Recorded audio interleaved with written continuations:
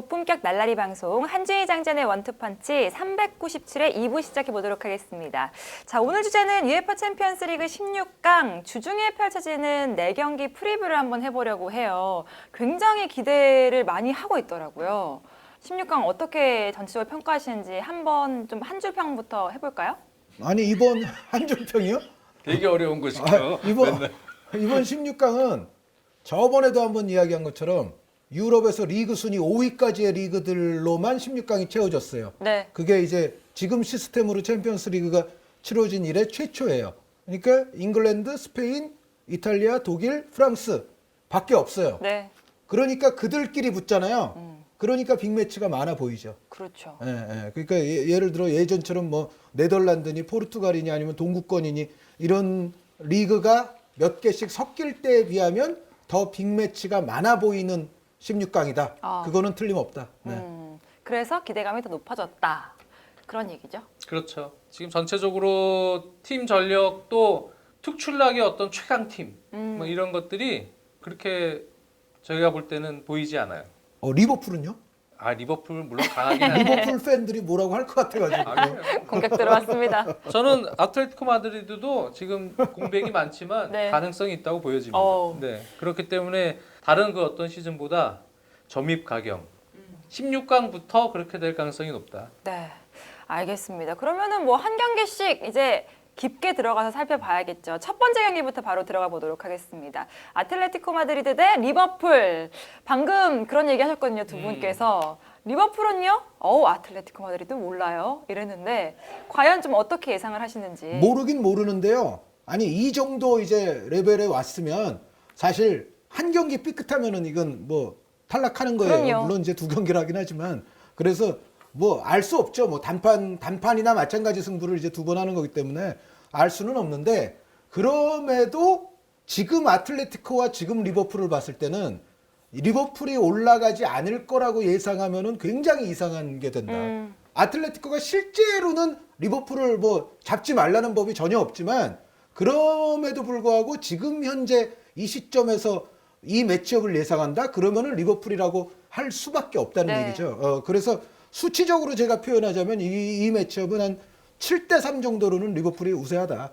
7대3 내지 뭐 한 7.5 대 2.5 이 정도까지도 이제 리버풀이 우세하다. 근데 제가 그렇게 생각하는 이제 이유는 아틀레티코가 예전에 뭐 지금은 팀 상태가 안 좋지만 예전에 아주 좋았을 때를 이제 되새겨 보면 챔피언스 리그에서 모든 팀들한테 강했어요. 레알 마드리드 한 팀만 빼고.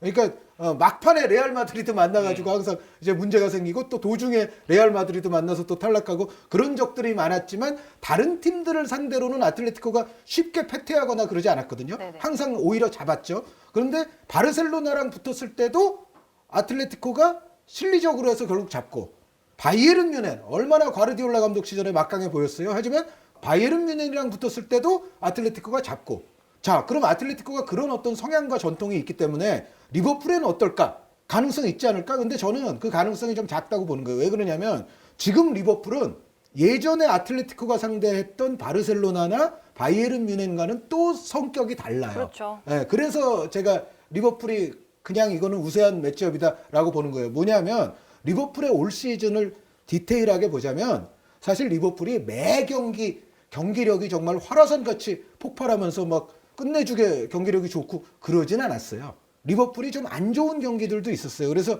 요즘 해외에 좀 심도 있는 칼럼 같은 걸 보면은 어떤 칼럼 이런 것도 있어요. 리버풀이 왜 기대치 골 값이라는 요즘 통계 지표가 있잖아요. 그런 유형의 지표로 보면 사실 리버풀이 이기지 못할 경기들도 좀 있었어요. 네. 그런데 그럴 때마다 리버풀이 이겨요, 그 승부를.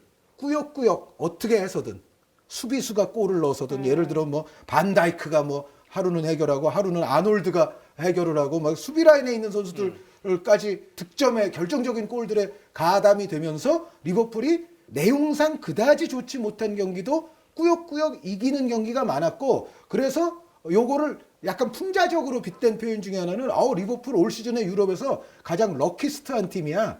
비길 경기도 이기고 질 경기도 이겨. 막 그런 얘기도 있거든요. 그래서 그러니까 리버풀이 그렇게 정말 모든 경기를 매 경기 막 점유율 막 한 70% 막 넘기고 막 압도해서 그런 식으로 다 가져가느냐 그건 아니다.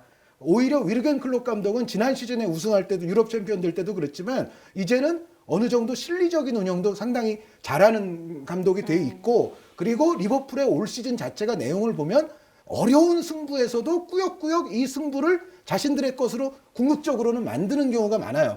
아틀레티코는 오히려 아틀레티코를 향해서 그냥 뒷공간 넓게 허용하면서 그냥 몰아치는 그런 팀이면은 오히려 아틀레티코가 하기가 쉬운데 리버풀은 오히려 그렇게까지 하지 않을 것이다.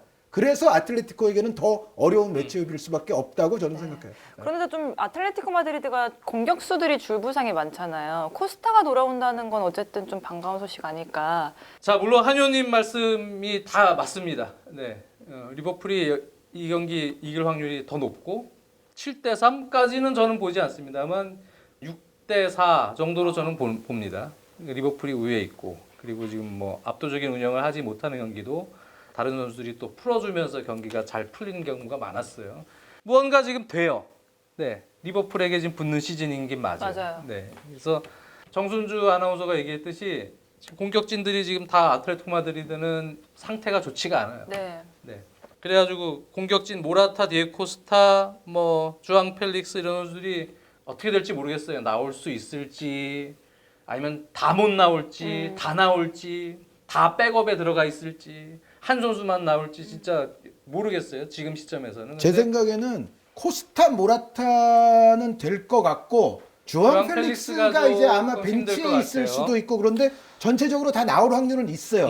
그런데 3명 동시 출격이라기보다는 장 의원님 말씀대로 그중 일부는 선발, 일부는 벤치 혹은 나왔을 때도 경기력을 좀 담보할 수는 없지 않냐라는 네네. 생각은 들어요. 컨디션을 네. 끌어올려는 시간이 필요하니까요. 네. 근데 사실 앞에 있는 공격진보다 뭐 비톨로가 있던 앙헬 코리아가 있던 아니면 지금 말씀드렸던 다른 포워드진 주전 포워드진이 있던 간에 그것보다는 시메오네 감독은 이제 코케가 돌아왔고 코케 또 마르코스 요렌테 파티 사울 이 중심이 된 허리라인 그리고 이제 헤낭 로지 펠리페 사비치 브루살리코의 이 4백 두 줄 수비를 아주 견고히 해서 일단 버티는 시간을 오래 갖는 것이 목표일 것 같습니다. 네, 그러면서 이제 간헐적으로 공격 가담하면 공격 투톱과 거기에 이제 사울이나 뭐 공격 가세시의 파티나 이런 수들이 가세할 수 있을 만큼 가세해서 공격은 기회가 있을 때 하더라도 그렇지 않은 시간대에는 측면 쪽의 공격 리버풀에 역시 사이드백이 오버랩이 좋지 않습니까? 거기에 이제 윙포드들의 개인력이 있기 때문에 그걸 아주 철저하게 두 줄 수비로 간격 유지를 해서 커버하는 시간을 좀 길게 가져가려고 그러겠죠. 네. 근데 요즘에 이제 리버풀이 프리미어리그도 그렇고 조금 상대에게 그렇게 수비적으로 말게 될 경우에 그 시간이 길어질 경우에 어떻게 풀려서 그 경기를 이기는 경기도 있습니다만 뭔가 좀 위태위태한 상황에서 이기는 경우들이 좀 있어요. 근데 대다수를 이기잖아요. 이기죠. 네. 네. 하지만 지금은 이제 무대가 아틀레티코 마드리드 원정으로 나라를 떠나서 오고 무언가 이 시점에서 토너먼트라는 그런 부담 뭐 여러 가지가 엉켜서 지금 시점에서 아틀레티코 마드리드도 그러다가 이제 하나 걸릴 수 있는 지금 타이밍이 될 수도 있다는 얘기예요. 네. 그러니까 리버풀 입장에서도 이 경기는 상당히 조심해야 된다. 지금 타이밍이 심상치가 않다. 네. 그건 그래서- 맞아요. 그러니까 그렇다고 제가 뭐 리버풀이 방심해도 된다 얘기는 그럼요. 절대 아니죠. 네. 그러니까 이 경기는 리버풀이 우세하긴 한데 지금 이 아틀레티코 마드리드 홈 경기는 전략적으로 시메오네 감독이 그물 수비 그리고 아주 중간중간에 또 터프한 팀 압박과 더불어서 빠른 전환을 추구하면서 또는 세트피스도 그렇고 뭔가 한 방을 기대하는 그런 경기가 될 가능성이 있습니다. 네. 그렇기 때문에 자칫 말리면 무승부 혹은 한 점 차 패배의 가능성이 없는 건 아니다. 네. 그러니까 리버풀 입장에서도 클롭 감독이 상당히 이제 신중하게 원정 경기는 운영하지 않을까 그렇게 보고 있습니다. 알겠습니다. 바로 넘어갈게요. 자, 다음 경기는 도르트문트 대 파리 생제르맹입니다. 리그왕 1위 파리 생제르맹하고 홀란드를 얻은 도르트문트였는데 저희가 지금 토요일 경기 못 본 상태에서 그 전 경기를 홀란드가 이제 골이 끊겼단 말이에요. 네, 레버쿠젠전에서 끊겼죠. 네. 네. 이 경기는 장 의원님도 그렇고 저도 그렇고 이제 이 매치업이 이루어졌을 때 몇 개월 전에 초대충 프리뷰라고 해야 되나요? 네. 몇 개월 전이니까 그래서 프리뷰를 했었는데 그런데 이 매치업은 기본적으로는 파리 생제르맹이 좀 우세하다고 여겨졌어요. 그때만 하더라도. 근데 도르트문트가 사실은 지난 연말 뭐 이쪽으로 오면서 팀이 3백도 활용하기 시작하면서 사실 좋아졌었죠. 여기에 이제 말씀하신 대로 지금 홀란드 선수가 와서 도르트문트에서 와서 이제 8골 넣었을 때까지가 저희 녹화 기준인데 그렇게 또 과시를 하면서 이러면 파리 생제르맹이 좀 위험할 수도 있겠다. 도르트문트가 이 정도 파괴력이면 그런 생각이 들었거든요. 네. 그런데 이제 레버쿠젠전을 보고 나니까 그래도 여전히 파리 생제르맹이 제가 수치적으로 표현하면 한 52대 48? 요 정도로는 좀 우세하지 않냐.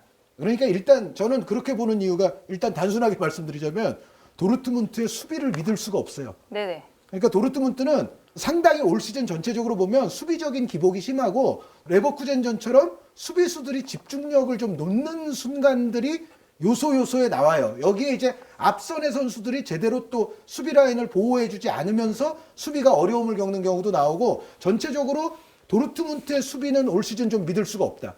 제가 봤을 땐 도르트문트가 물론 폭발적인 공격력을 그들도 발휘하는 경기들이 종종 나오기 때문에 파리 생제르맹도 물론 애를 먹을 수는 있죠. 그래서 이 경기는 사실은 굉장히 좀 재밌는 경기가 될 공산이 큰데 그래서 요거는 네이마르 선수의 지금 컨디션이 어떻게 될지가 파리 입장에서는 약간 지금 관심사이긴 네. 해요. 네이마르 선수가 과연 이제 도르트문트 경기까지 최상의 컨디션으로 나오게 될런지가 약간 조금 물음표가 조금 있기는 한데 그럼에도 불구하고 요거는 제 생각에는 파리가 도르트문트의 수비를 좀 더 많이 흔들 매치업이라고 보고 한 가지 이제 전술적으로 좀 흥미로운 대목은 파리 생제르맹이 요즘 이제 토마스 투엘 감독이 고민이 하나 있을 겁니다. 뭐냐면 자신들의 판타스틱 4를 보유하고 있어요. 네. 네이마르, 음바페, 이카르디, 디마리아까지.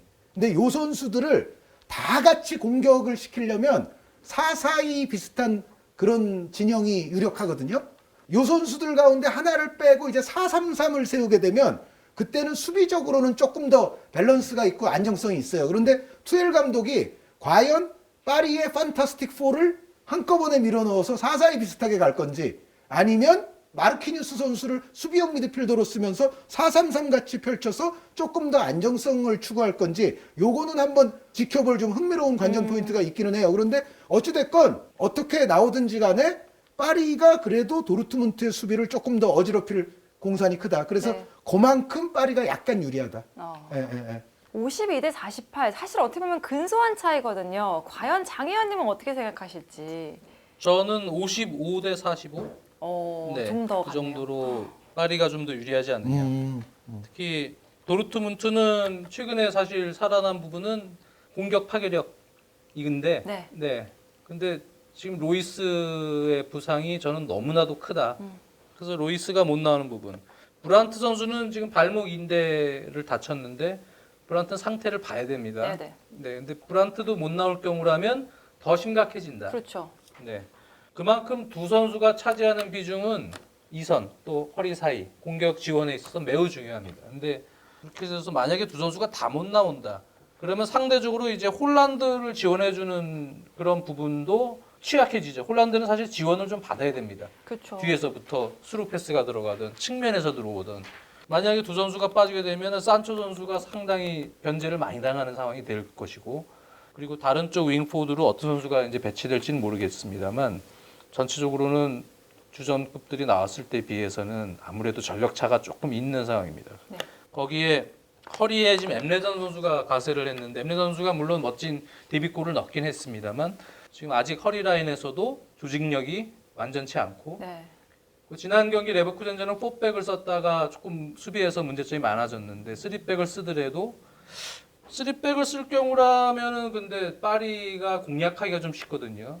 일단 투엘 감독이 뭐 물론 도르트문트 감독 출신이니까 도르트문트 선수들도 잘 알겠지만 네이마르가 만약 나오면 갈비뼈가 좀 좋지 않다고 하는데 나올 것 같아요, 제 네네. 생각에는. 본인도 의지가 있다고 들었어요. 예, 나오게 되면 그쪽 돌아뛰는 그러니까 3백의 측면 배우 공간이죠. 그런 쪽으로의 음바페에게 공간 노출을 할 가능성이 많아요. 네이마르하고의 콤비네이션이 좋기 때문에. 투엘 감독이 지금의 도르트문트라면 우리가 공격적으로 한번 원정이지만 한의원님이 말씀했던 판타스틱 4까지는 모르겠지만 네. 어쨌든 이카르디 음바페와 네이마르 디마리아 라인을 다 둘둘 형태로 중앙으로 좁히고 측면 풀백도 상당히 공격적으로 올려서 아예 원정 경기에서 그냥 정상적인 운영을 할 가능성이 크지 않을까. 그 얘기는 이제 마르퀴뉴스도 지금 훈련을 소화를 했지만 최근 부상이 있어요. 네, 정상적인 컨디션을 지금 유지를 해야 돼요. 그래서 이 선수를 센터백으로 쓸지 홀딩으로 쓸지 모르겠지만 감독은 홀딩으로 쓰고 싶다라고는 언급은 했어요. 근데 컨디션 일단 줘야 되겠죠. 네. 네, 그런 문제가 있고 또 수비가 킴펜베 선수가 지금 햄스트링 부상을 당했기 때문에 킴펜베가 약간 불투명합니다. 거기서 디알로도 지금 부상으로 빠져 있거든요. 그러니까 수비 라인이 그렇게 좋은 상황은 아니에요 지금 파리가요. 그러니까 오히려 지금 전체적으로는 상대에게 기회를 많이 주고 약간 보수적인 운영을 할 경우에는 오히려 수비진들이 더 힘들어질 가능성도 저는 있다. 그러니까 지금 상황에서는 좀 적극적인 운영을 하면서 오히려 공격 쪽에서 네. 더 파괴력으로 승부를 거는 그런 차원의 경기가 되지 않을까 그렇게 보기 때문에 이 경기는 파리의 그 골을 넣는 패턴들을 최근 6, 7경기만 봐도 배후 침투에 의한 뒷공간에 대한 공격이 워낙 많고 그런 부분에 있어서 지금 최근에 도르트문트가 약점을 많이 노출해요. 실수도 많고 수비진들이. 그러니까 아무래도 파리가 그런 부분에서 골을 더 넣는 경기가 되지 않을까. 그러니까 도르트문트가요. 최근 7경기에서 24골이나 득점을 했어요. 네. 엄청났죠. 근데 실점이 16골이에요. 실점이 상당히 많은 어떻게 거거든요. 보면 그 득점 정도면. 덕분에 네, 득점 덕분에 그래도 승률이 높기는 했는데 실점률을 봤을 때는 파리가 아무리 프랑스 리그에서 노는 팀이라 하더라도 파리의 앞선의 재능들을 봤을 때는 도르트문트는 쉽지 않을 거예요. 네.